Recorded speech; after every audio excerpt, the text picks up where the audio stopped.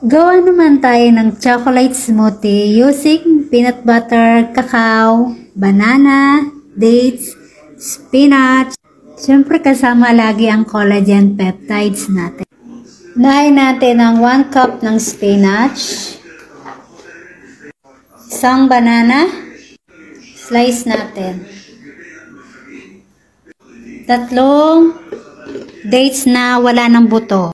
2 teaspoon ng cacao powder. Teaspoon ha. 1 tablespoon ng peanut butter.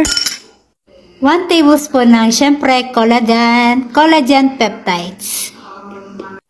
Oat milk yung gamit ko. Pwede rin ang almond milk. So isang baso. Lagay lang ako ng ice para medyo malamig ng konti. Takpan natin. Blend. Time to taste. Kay Lola muna.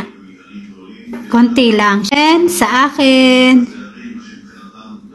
Tikman muna natin bago natin bigay kay Lola. Kasi si Lola, hindi siya mahilig sa saging. So, we'll see kung ano lasa niya.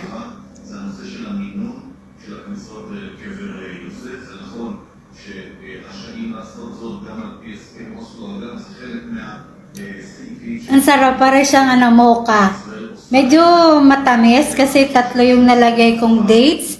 So, kung ayaw nyo na masyadong matamis, 2 or 1, pwede na siya.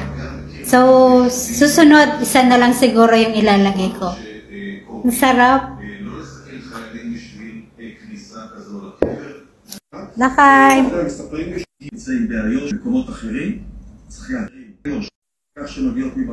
תודה.